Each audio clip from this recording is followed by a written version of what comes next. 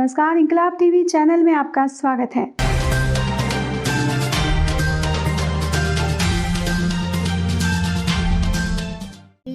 सभासदों, माननीय अध्यक्ष जी,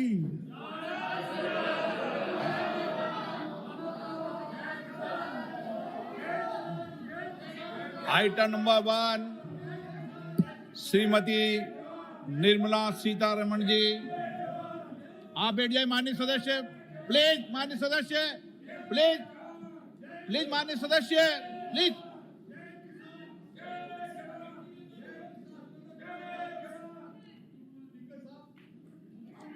धन्यवाद जी। ऑनरेबल आपको बोलने का मौका दूंगा बजट के बाद। माननीय वित्त मंत्री जी। Honourable speaker, I present the budget for the year 2021-2022.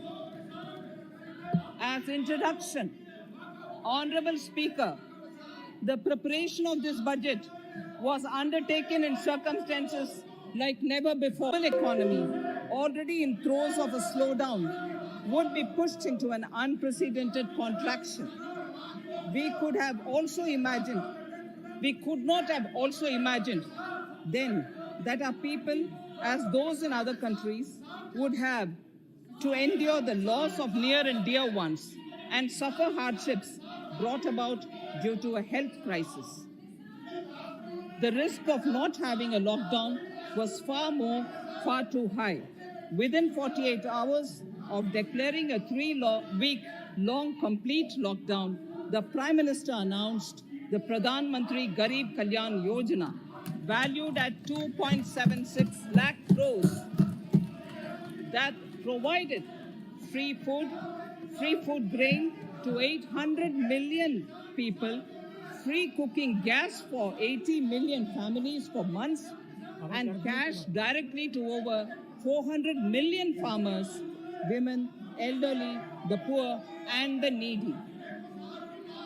Even as a large section of citizens stayed home, milk, vegetables, fruit suppliers, health and sanitary workers, truck drivers, railways and public transport workers, bank employees, electricity workers, our annadatas, police, firemen, and the armed forces all had to go about their work as normal, but with the additional anxiety of the virus hanging over them.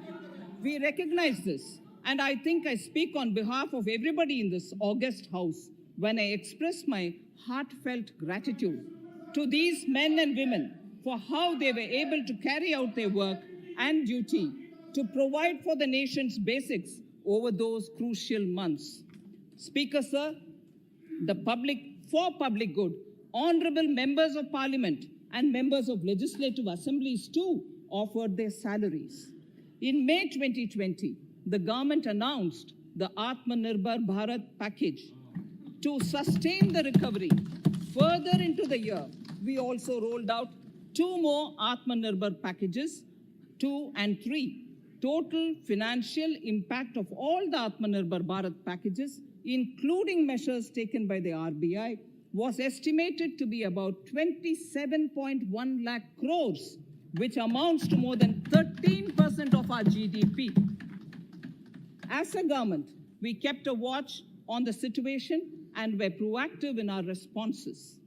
The government, led by the Prime Minister, stretched its resources to deliver for most vulnerable sections of our society, the poorest of the poor, the Dalits, the tribals, the elderly, the migrant workers, and our children. The Pradhan Mantri Garib Kalyan Yojana, the 3 Atmanirbhar packages, and announcements made later were like 5 mini budgets in themselves. The Atmanirbhar packages accelerated our pace of structural reforms, redefinition of MSMEs, commercialization of the mining sector, agriculture and labor reforms, privatization of public sector undertakings, One Nation, One Ration Card, production-linked incentive schemes are some of the notable reforms carried out during this period. Faceless income tax assessment, DBT, and financial inclusion are the others. Today, India has 2 vaccines available, and has begun medically safeguarding not only her own citizens against COVID-19, but also those of 100 or more countries. It is added comfort to know that 2 or more vaccines are also expected soon.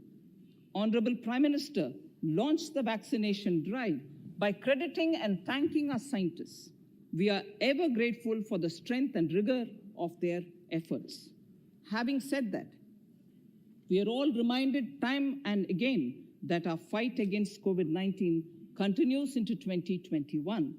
Now, just as it happened after the 2 world wars, there are signs that the political, economic, and strategic relations in the post-COVID world are changing. This moment in history is the dawn of a new era, one in which India is well poised to truly be the land of promise and hope. I borrow the words of Rabindranath Tagore. Faith is the bird that feels the light and sings when the dawn is still dark. Faith is the bird that feels the light and sings when the dawn is still dark. In this spirit, I can't help but recall the joy that we as cricket-loving nation felt after the Team India's recent spectacular success in Australia. It has reminded us of all the qualities that we as a people, particularly our youth, epitomize of having abundant promise and the unsuppressed thirst to perform and to succeed. Today, data shows that India now has one of the lowest death rate of 112 per million population and one of the lowest active cases of about 130 per million. This has laid the foundation to the revival we are seeing now in the economy. This budget will be the first of this new decade. This budget will also be a digital budget, and that has happened with all your support. So far, only 3 times has a budget followed a contraction in the economy. All such contractions earlier were as a result of situations typical to India. This time, the contraction in our economy is due to a global pandemic, just like in several other countries. Having said that, I want to confidently state that our government is fully prepared to support and facilitate the economy's reset. This budget provides every opportunity for our economy to raise and capture the pace that it needs for a sustainable growth. 2021 is the year of many important milestones for our history. I mention a few of these. It is the 75th year of independence, 60 years of Goa's accession to India, 50 years of the 1971 India-Pakistan War. It will be the year of the 8th census of independent India. It will also be India's turn at the BRICS presidency, the year for our Chandrayaan-3 mission, and the Haridwar Mahakumbh.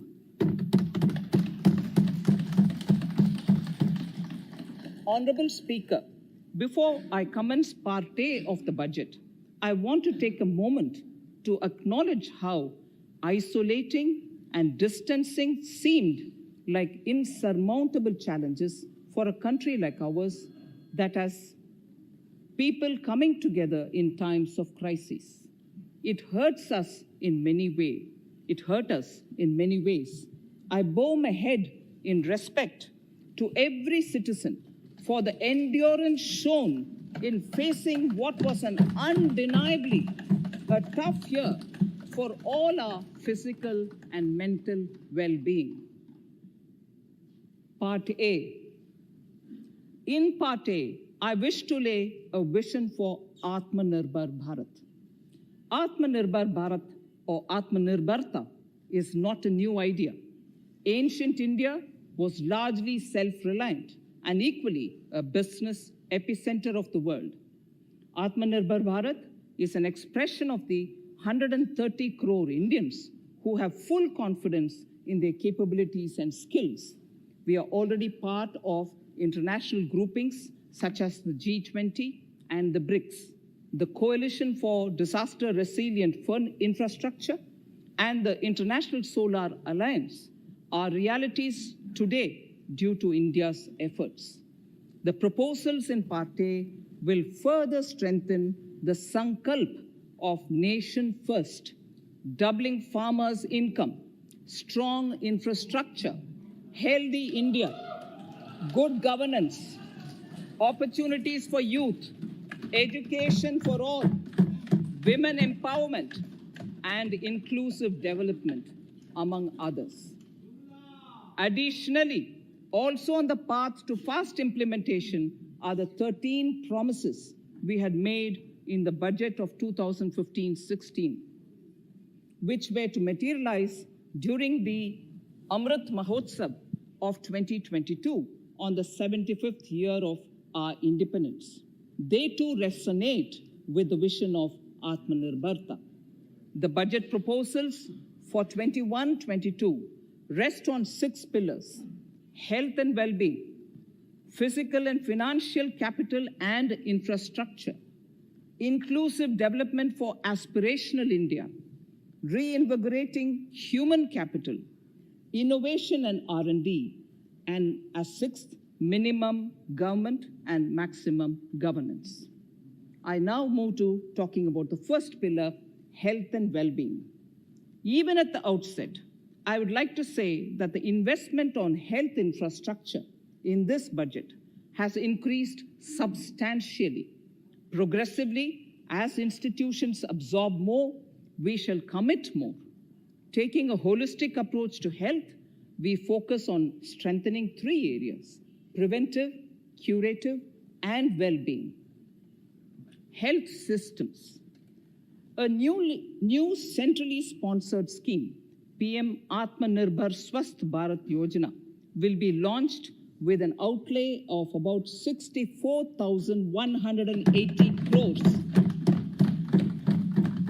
over 6 years.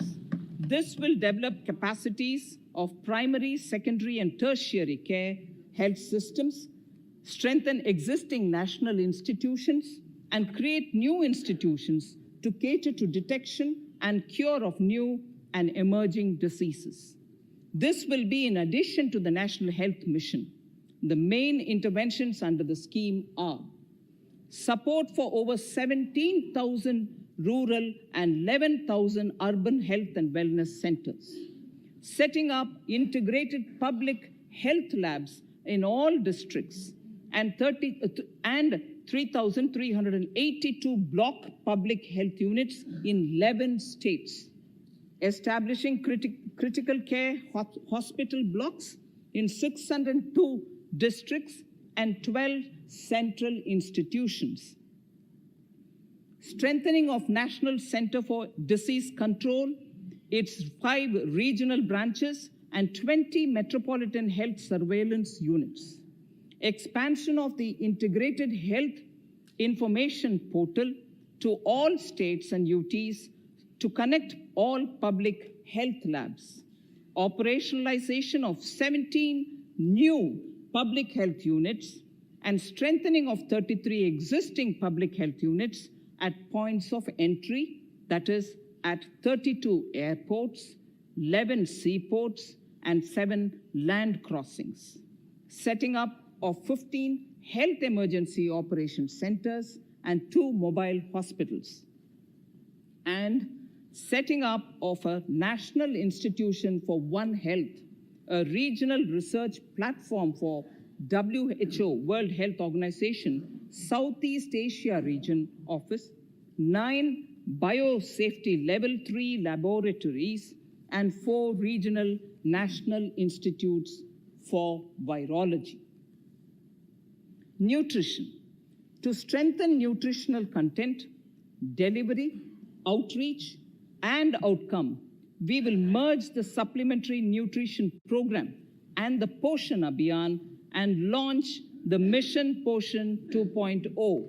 We shall adopt an intensified strategy to improve nutritional outcomes across 112 aspirational districts. universal coverage of water supply.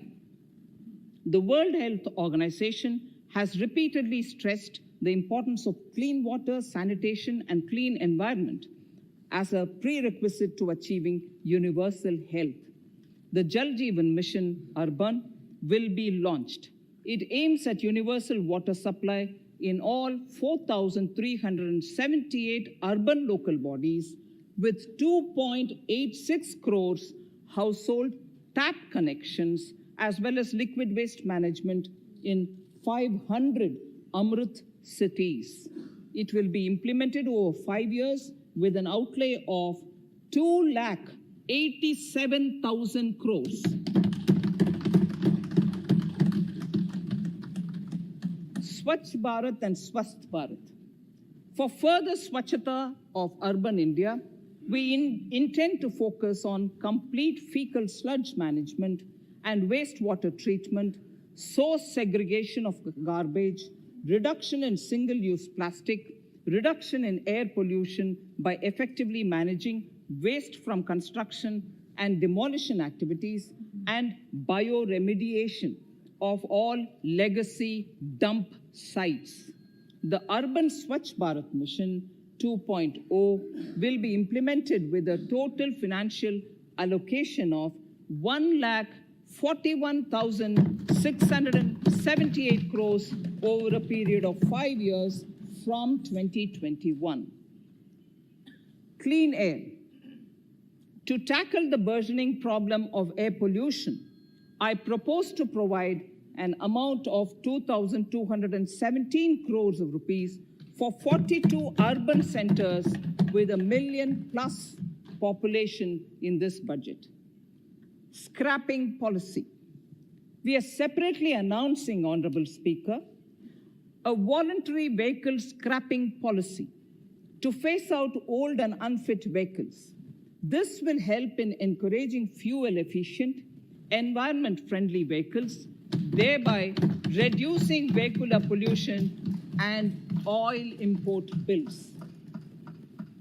Vehicles would undergo fitness tests in automated fitness centers after 20 years in case of personal vehicles and after 15 years in case of commercial vehicles. Details of the scheme will be separately shared by the ministry. Vaccines. The pneumococcal vaccine, a made-in-India product, is presently limited to only 5 states. It will be rolled out across the country. This will avert more than 50,000 child deaths annually.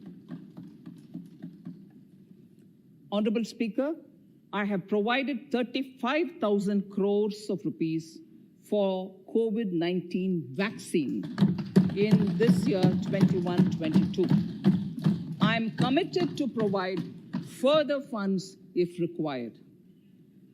So the budget outlay for health and well-being is 2,23,846 crores in this BE 21-22, as against the BE of only 94,452 crores, and it marks an increase of 137%. The details of the same are at Annexure 1 of the speech. Honorable Speaker, I now move to the second pillar, physical and financial capital and infrastructure. Atmanirbhar Bharat, production-linked incentive schemes are things which I would like to place an emphasis. For a $5 trillion economy, our manufacturing sector has to grow in double digits on a sustained basis. Our manufacturing companies need to become an integral part of global supply chains, possess core competence, and cutting-edge technology. To achieve all of the above, PLI schemes to create manufacturing global champions for an Atmanirbhar Bharat have been announced for 13 sectors. For this, the government has committed nearly 1.97 lakh crores over 5 years starting this financial year. This initiative will help bring scale and size in key sectors, create and nurture global champions, and provide jobs to our youth. Textiles. To enable the textile industry to become globally competitive, attract large investments, and boost employment generation, a scheme of mega investment textiles park will be launched in addition to the PLI schemes. This will create world-class infrastructure with plug-and-play facilities to create global champions in exports. 7 textile parks will be established over 3 years. Infrastructure. The National Infrastructure Pipeline, which I announced in December 2019, is the first of its kind. Whole of government exercise ever undertaken by Government of India. The NIP was launched with 6,835 projects. The project pipeline has now expanded to 7,400 projects. Around 217 projects worth rupees 1.10 lakh crores under some key infrastructure ministries have been completed. The NIP is a specific target which this government is committed to achieving over the coming years. It will require major increase in funding from both the government and the financial sector. In this budget, I propose to take concrete steps to do this in 3 ways. Firstly, by creating the institutional structures. Secondly, by a big thrust on monetizing assets. And thirdly, by enhancing the share of capital expenditure in central and state budgets. Infrastructure needs long-term debt financing. A professionally managed development financial institution is necessary to act as a provider, enabler, and catalyst for infrastructure financing. Accordingly, I shall introduce a bill to set up a development financial institution. I have provided a sum of 20,000 crore rupees to capitalize this institution. The ambition is to have a lending portfolio of at least 5 lakh crores for this DFI within 3 years' time. Debt financing of InvITs and rates by foreign portfolio investors will be enabled by making suitable amendments in the relevant legislations. This will further ease access of finance to InvITs and rates, thus augmenting funds for infrastructure and real estate sectors. Asset monetization. Monetizing operating public infrastructure. Monetizing operating public infrastructure assets is a very important financing option for new infrastructure construction. A national monetization pipeline of potential brownfield infrastructure assets will be launched. An asset monetization dashboard will also be created for tracking the progress and to provide visibility to investors. Some important measures in the direction of monetization are National Highways Authority of India and the PGCIL each have sponsored one InvIT that will attract international and institutional investors. 5 operational roads with an estimated enterprise value of 5,000 crores of rupees are being transferred to the NHAI InvIT. Similarly, transmission assets of value 7,000 crores will be transferred to the PGCIL InvIT. Railways will monetize dedicated freight corridor assets for operations and maintenance after commissioning. The next lot of airports will be monetized for operations and management concessions. Other core infrastructure assets that will be rolled out under the asset monetization programs are NHAI operational toll roads, 2 transmission assets of PGCL, 3 oil and gas pipelines of GAIL, Gas Authority of India Limited, IOCL and HPCL, airports, Authority of India airports in Tier 2 and 3 cities, other railway infrastructure assets, PSE, such as the Central Warehousing Corporation and NAFED, among others, and sports stadiums. Sharp increase in capital budget.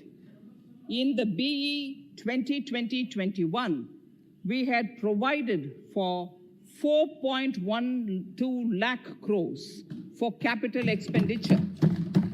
It was our effort that in spite of resource crunch, we should spend more on capital, and we are likely to end this year at around 4.39 lakh crores, which I have provided in the RE of 2020-2021. For 21-22, I propose a sharp increase in capital expenditure and thus have provided 5.54 lakh crores, which is 34.5% more than the BE of 2020-2021. Of this, I have kept a sum of more than 44,000 crores in the budget head of the Department of Economic Affairs to be provided for projects, programs, or departments that show good progress in capital expenditure and are in need of further funds. Over and above this expenditure, we would also be providing more than 2 lakh crores to states and autonomous bodies for their capital expenditure. We will also work out specific mechanisms to nudge states to spend more of their budget on creation of infrastructure.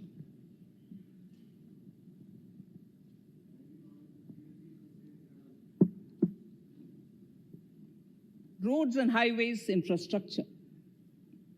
More than 13,000 kilometer length of roads at a cost of 3.3 lakh crores has already been awarded under the 5.35 lakh crores Bharatmala Pariyojana project, of which 3,800 kilometers have been constructed. By March 2022, we would be awarding another 8,500 kilometers and complete an additional 11,000 kilometers of national highway corridors. To further augment road infrastructure, more economic corridors are also being planned. Some are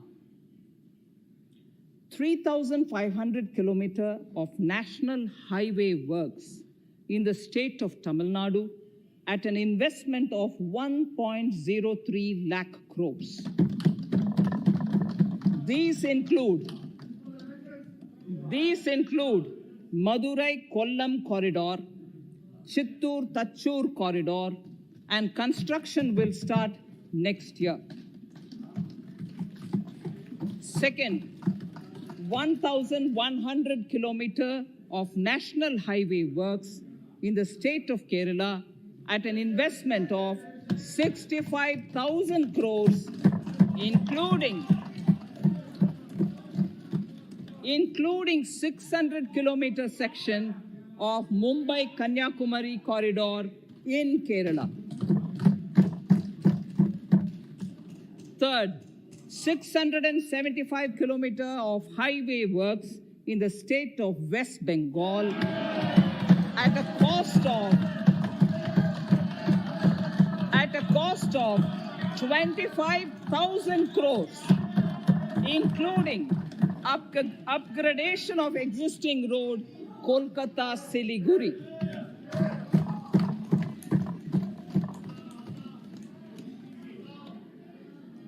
National highway works of around 19,000 crores are currently in progress in the state of Assam.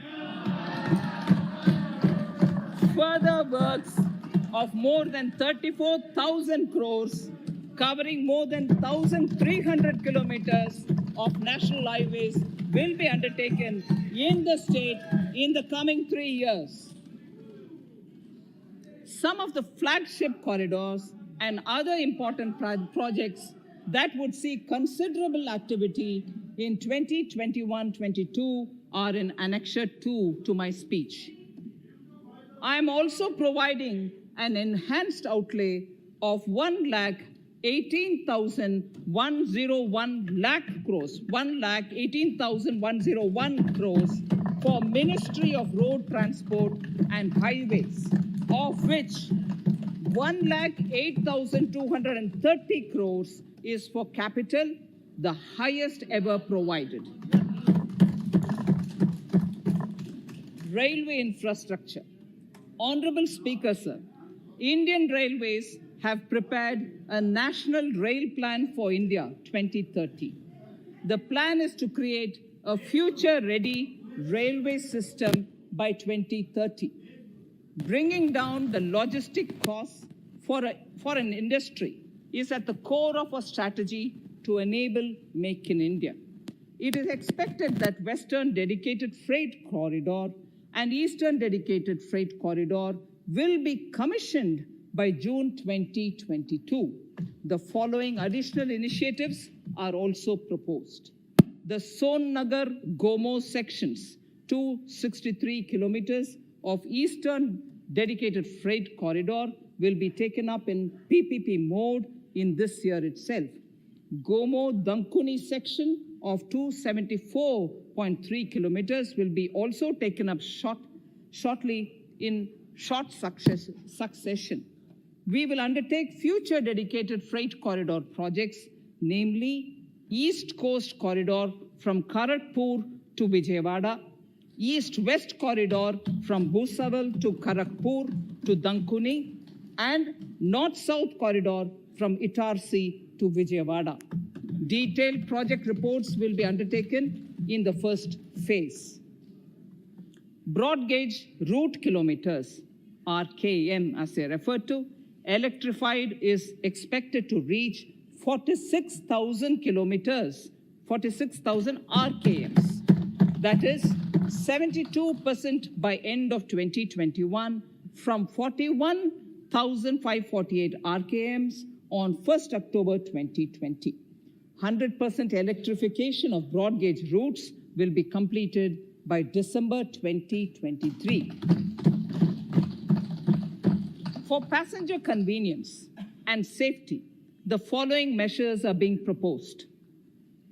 We will introduce the aesthetically designed Vista Dome LHB coach on tourist routes to give better travel experience to passengers.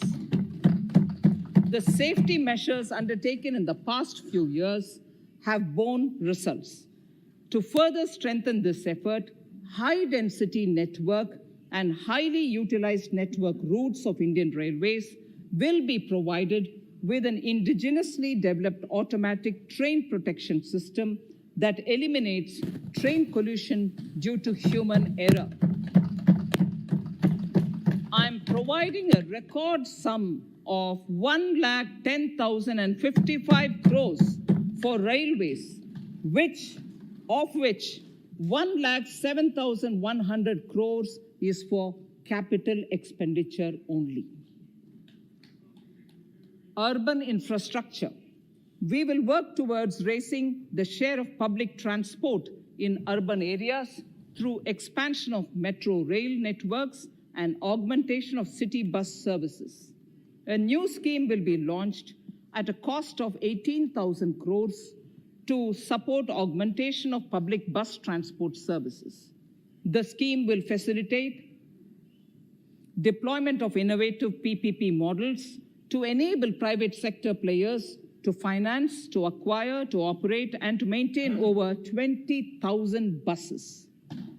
The scheme will boost the automobile sector, provide fillip to economic growth, create employment opportunities for our youth, and enhance ease of mobility for urban residents. A total of 702 kilometers of conventional metro is operational, and another 1,016 kilometers of metro and RRTS is under construction in 27 cities. 2 new technologies, that is Metro Light and Metro Neo, will be deployed to provide metro rail systems at much lesser cost with same experience, convenience, and safety in Tier 2 cities and peripheral areas of Tier 1 cities also. Central counterpart funding will be provided to Kochi Metro Railway Phase 2 of 11.5 kilometer at a cost of 1,957.05 crores.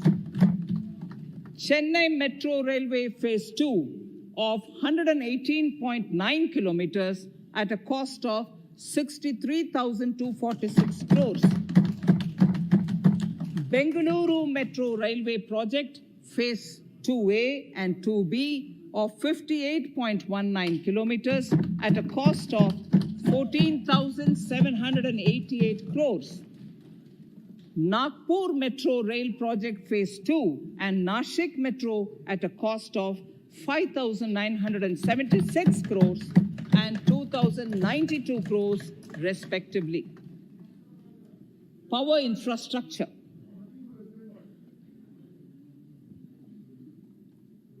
The past 6 years have seen a number of reforms and achievements in power sector.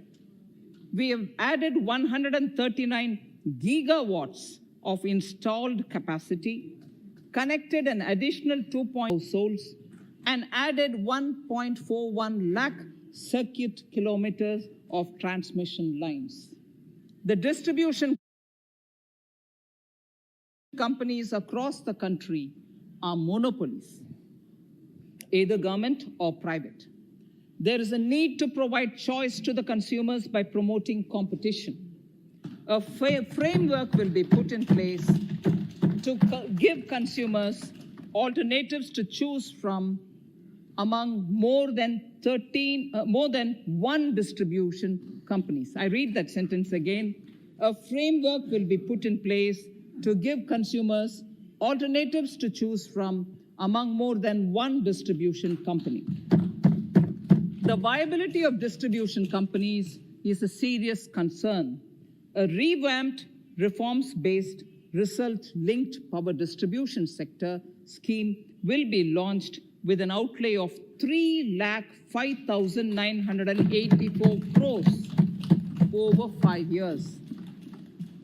The scheme will provide assistance to DISCOMs for infrastructure creation, including prepaid smart metering, feeder separation, upgradation of systems, etc., tied to financial improvements.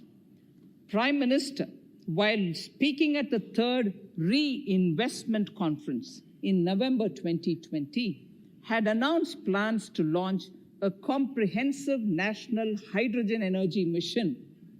It is now proposed to launch a hydrogen energy mission in 2021-22 for generating hydrogen from green power sources. Ports, shipping, and waterways. Major ports will be moving from managing their operational services on their own to a model where a private partner will manage it for them. For the purpose, 7 projects worth more than 2,000 crores will be offered by the major ports on private-public partnership mode in FY 21-22. A scheme for promoting flagging of merchant ships in India will be launched by providing subsidy support to Indian shipping companies in global tenders floated by ministries and CPSCs. An amount of 1,624 crores will be provided over 5 years. This initiative will enable greater training and employment opportunities for Indian seafarers, besides enhancing Indian companies' share in global shipping. India has enacted Recycling of Ships Act in 2019 and acceded to the Hong Kong International Convention. Around 90 ship recycling yards at Alang in Gujarat have already achieved HKC compliant certificates. Efforts will be made to bring more ships to India from Europe and Japan. Recycling capacities of around 4.5 million light displacement ton LDT will be doubled by 2024. This is expected to generate an additional 1.5 lakh jobs for our youth. Petroleum and natural gas. Our government has kept fuel supplies running across the country without interruption during the COVID-19 lockdown period. Taking note of the crucial nature of the sector in people's lives, the following key initiatives are being announced. 1. Ujjwala scheme, which has benefited 8 crore households, will be extended to cover 1 crore more beneficiaries. We will add 100 more districts in next 3 years to the city gas distribution network. A gas pipeline project will be taken up in the Union Territory of Jammu and Kashmir. An independent gas transport system operator will be set up for facilitation and coordination of booking of common carrier capacity in all natural gas pipelines on a non-discriminatory open access basis. Financial capital. I propose to consolidate the provisions of the SEBI Act 1992, Depositories Act 1996, Securities Contracts Regulation Act 1956, and Government Securities Act 2007 into a rationalized single Securities Markets Code. The government would support the development of a world-class fintech hub at the GIFT IFSC. To instill confidence amongst the participants in corporate bond market during times of stress and to generally enhance secondary market liquidity, it is proposed to create a permanent institutional framework. The proposed body would purchase investment-grade debt securities both in the stressed and normal times and help in the development of the bond market. In the budget 2018-19, government had announced its intent to establish a system of regulated gold exchanges in the country. For the purpose, SEBI will be notified as the regulator, and Warehousing Development and Regulatory Authority will be strengthened to set up a commodity market ecosystem arrangement, including vaulting, assaying, logistics, etc., in addition to warehousing. Towards investor protection, I propose to introduce an investor charter as a right of all financial investors across all financial products. To give a further boost to the non-conventional energy sector, I propose to provide additional capital infusion of 1,000 crores to Solar Energy Corporation of India and 1,500 crores to Indian Renewable Energy Development Agency. I propose to amend the Insurance Act 1938 to increase the permissible FDI limit from 49% to 74% in insurance companies and allow foreign ownership and control with safeguards. Under the new structure, the majority of directors on the board and key management persons would be resident Indians, with at least 50% of directors being independent directors and specified percentage of profits being retained as general reserve. Stressed asset resolution by setting up a new structure. The high level of provisioning by public sector banks of their stressed assets calls for a measure to clean up the bank books. An asset reconstruction company limited, an asset management company would be set up to consolidate and take over the existing stressed debt and then manage and dispose of the assets to alternative investment funds and other potential investors for eventual value realization. Recapitalization of PA.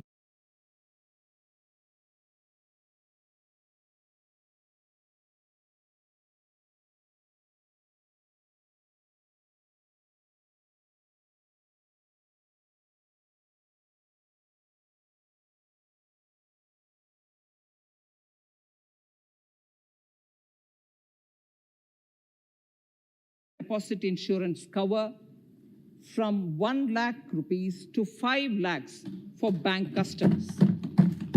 I shall be moving amendments to DICGC Act 1961 in this session itself to streamline the provision so that if a bank is temporarily unable to fulfill its obligations, the depositors of such bank can get easy and time-bound access to their deposits to the extent of the deposit insurance cover. This would help depositors of banks that are currently under stress.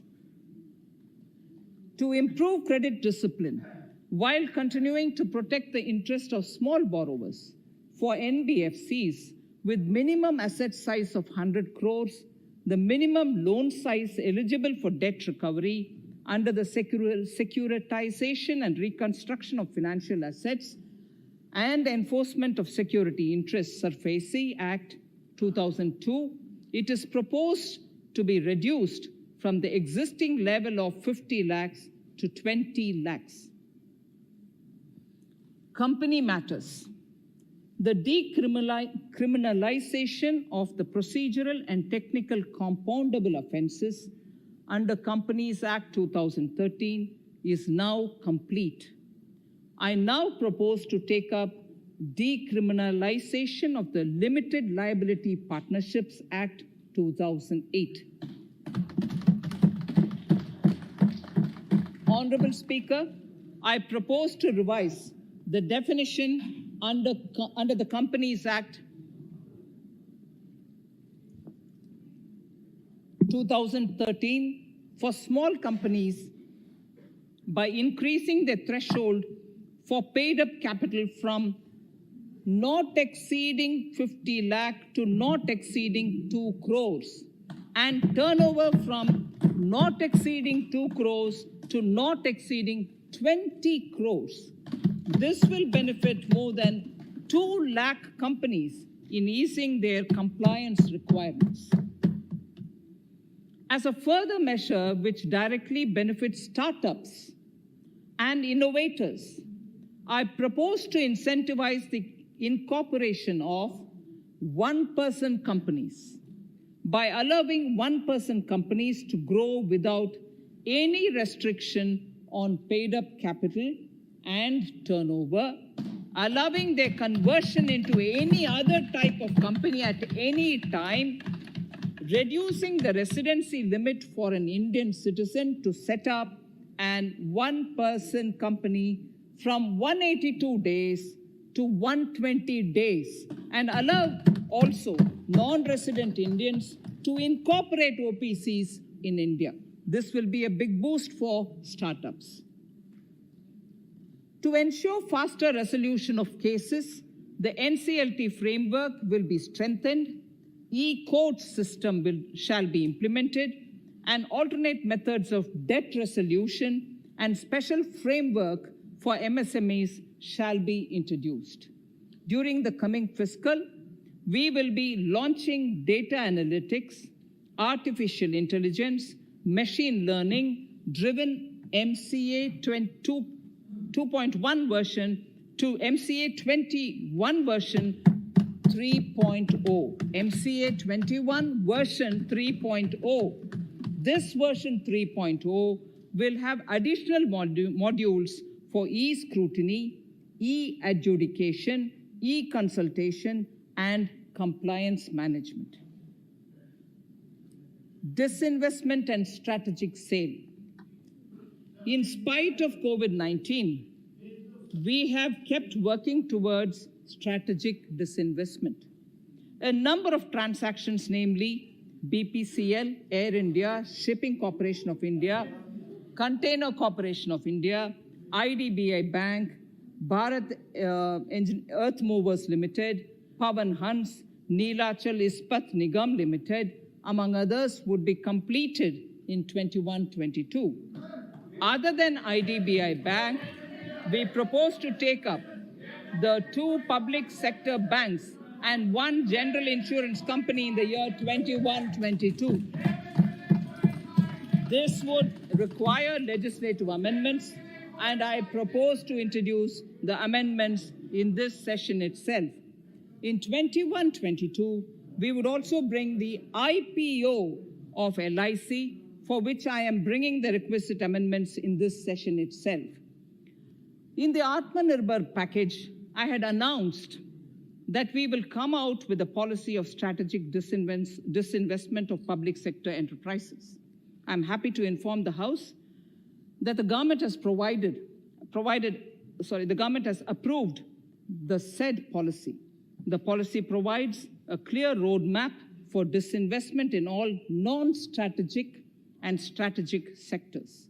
We have kept 4 areas that are strategic, where bare minimum CPSEs will be maintained and rest privatized.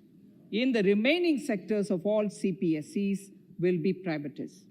The main highlights of the policy are mentioned in Annexure 3. To fast forward the disinvestment policy, I'm asking NITI to work out on the next list of center public sector companies that would be taken up for strategic disinvestment. To similarly incentivize states to take to disinvestment of their public sector companies, we will work out an incentive package of central funds to states. Idle assets will not contribute to Atmanirbhar Bharat. The non-core assets largely consist of surplus land with government ministries and departments and public sector enterprises. Monetizing of land can either be by way of direct sale or concession, or by similar means. This requires special abilities, and for this purpose, I propose to use a special purpose vehicle in the form of a company that would carry out this activity.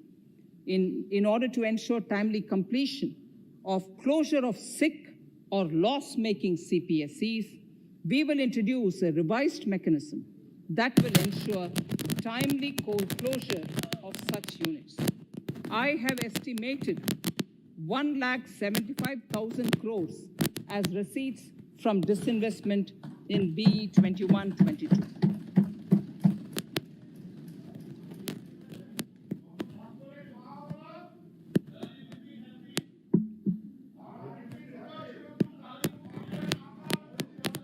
Government financial reforms. Under the Treasury Single Account, the TSA system, autonomous bodies directly draw funds from the government's account at the time of actual expenditure, saving interest costs. We will extend the TSA system for universal application from 21-22. On the recommendation of the 15th Finance Commission, we have undertaken a detailed exercise to rationalize and bring down the number of centrally sponsored schemes. This will enable consolidation of outlays for better impact.